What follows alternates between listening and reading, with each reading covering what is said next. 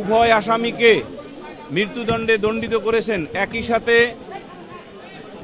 আসামি মোহাম্মদ সোহেল রানাকে 5 লক্ষ টাকা জরিমানা এবং স্বপ্না খাতুনকে 2 লক্ষ টাকা জরিমানা প্রদানের আদেশ দিয়েছেন এবং সংশ্লিষ্ট এলাকার কালেক্টরগণ বা কালেক্টর, ডিস্ট্রিক্ট কালেক্টর এই জরিমানা আদায় করে ভিকটিম রামিসার বৈধ ওয়ারিসদের নিকট প্রদান করবেন সেই আদেশও দিয়েছেন।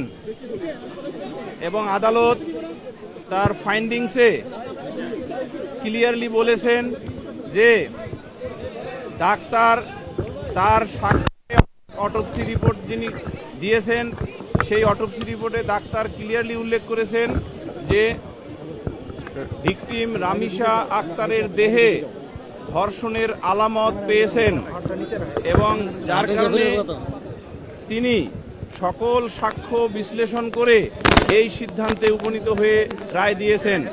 এবং আমরা প্রশাসন পক্ষে রায়ে সন্তুষ্ট এবং আমরা এই রায় এর ক্ষেত্রে ধন্যবাদ জানাই সদাশয় সরকারের মাননীয় প্রধানমন্ত্রী, হোম মিনিস্টার এবং ল মিনিস্টার মহোদয়কে।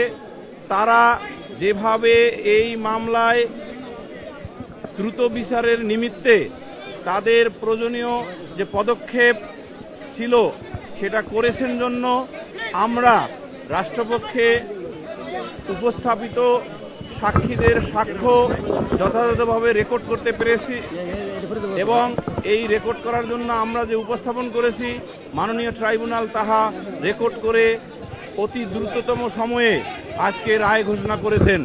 এবং এই রায়ে আবারও আমরা বলি আমরা প্রসিকিউশন পক্ষ সন্তুষ্ট। এই মাননীয় ট্রাইব্যুনাল এই রায় ঘোষণার শুরুতেই বলেছেন যে শিশুদের অধিকার বা শিশুদের রক্ষা করা একটি রাষ্ট্রের মৌলিক উদ্দেশ্যগুলোর একটি, এবং আমাদের এই রাষ্ট্রেরও মৌলিক উদ্দেশ্যগুলোর একটি হলো আমাদের যে ভবিষ্যৎ প্রজন্ম শিশুদের রক্ষা করা।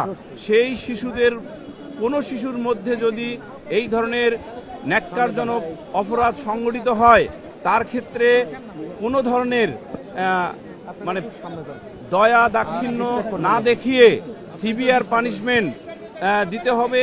এবং তারই নিরিখে মাননীয় ট্রাইব্যুনাল তার স্বীয় বিবেচনায় এবং তার নিজস্ব জুরিসডিকশনে এই মৃত্যুদণ্ডে দণ্ডিত করেছেন উভয় আসামিকে।